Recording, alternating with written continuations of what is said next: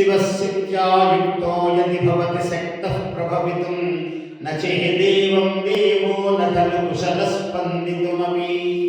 ఒకసారి శివుడు దగ్గరికి అందరు భక్తులు వెళ్ళారు. స్వామి నమస్కారం అన్నారు. శివుడేమి ఆశీర్వచనం ఇవ్వాలి, ఇలా చేయెత్తాలి. చేయెత్తాలంటే ఇక్కడ శక్తి ఉండాలి కదా అమ్మవారు. శివశక్త్యాయుక్తః యది, ఆ శివుడికి ఈ చేతి యందు ఓ శక్తి స్వరూపిణి అమ్మా నీవు ప్రసరించి ఉన్నట్లయితేనే కదా ఇట్లా ఉన్న చెయ్యిని ఇలా ఎత్తి అందరికీ ఆశీర్వచనం ఇవ్వగలుగుతాడు అన్నాడు. ఎంత అద్భుతంగా చెప్పాడు చూడండి. శివుడు ఇలా అనాలి అంటే అమ్మవారి ఇక్కడ ఉండాలి, ఉంటేనే ఆయన ఇలా అనగలుగుతాడు. అటువంటి శక్తి స్వరూపిణి నీవు తల్లి అని శంకరుల వారు, సాక్షాత్తు శంకరులే ఇలా చెప్పారంటే ఇంకా సాధారణమైన వాళ్ళ విషయంలో చెప్పవలసినది ఏముంది?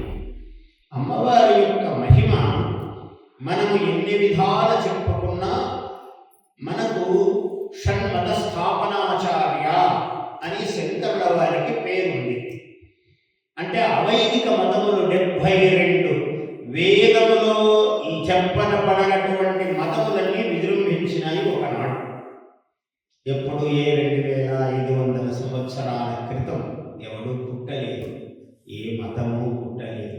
పూర్వము మొత్తము భూమండలం అంతా కూడా సనాతన ధర్మమే, వేద ధర్మమే ఉన్నది. అందుకని ఇప్పటికీ మీరు ఏ దేశంలో చూసినా, ఏ భూమి త్రవ్వినా ఎక్కడో ఒక శివలింగం దొరుకుతుంది, ఎక్కడో అమ్మవారి యొక్క విగ్రహం దొరుకుతుంది, ఎక్కడో ఒక పానవట్టము లింగము దొరుకుతుంది, ఎక్కడో ఒక మహాలక్ష్మి విగ్రహం దొరుకుతుంది, ఎక్కడో మహావిష్ణువు దొరుకుతాడు. మీరు ఎక్కడ చూసినా కూడా మొత్తం భూమండలంలో ఈ దేశం ఆ దేశం అని లేదు. ఎక్కడ త్రవ్వినా అంటే యుగాల పూర్వము అంతా వేదధర్మమే ఉన్నది ఈ భూమండలం అంతా కూడా. తర్వాత ఇప్పటికి ఒక 1500 సంవత్సరాల క్రితం ఒక మతము, 2000 సంవత్సరాల క్రితం ఒక మతము పుట్టే, తప్పేమీ లేదు, ఎన్నో రకాలు. అయితే వాళ్ళందరూ కూడా చాలా గొప్ప కాపీయిస్టులు, చాలా చక్కగా కాపీ చేయగల ప్రతిభావంతులు. దానికి కూడా మళ్ళీ మనవాడనే పెట్టాడు. వాడైతే సరిగ్గా చేయడని మనవాళ్ళకే వారికి శాస్త్రీయ శర్మ అని పెట్టి కూర్చొని రాయండి అయ్యా అన్నాడు. వాళ్ళు పాపం రాసి రాసి రాసి మనకు ఆది యుగం నాడు ఎప్పుడో మత్స్యావతారం నాడు ఒంటి కూరతో ఆ పడవను ఇలా లాక్కుపోయింది అంటే వాడు కూడా ఒక పడవ, ఒక చేప, ఒక సముద్రము, ఒక కథ రాశాడు. అది ఒక కథ తయారైంది. మనకు హనుమంతుడనేవాడు ఎలా ఉంటాడు రామాయణంలో మహాద్భుతంగా వర్ణించాడు.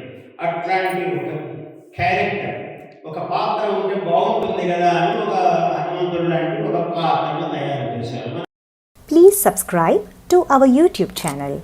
Like and share this video.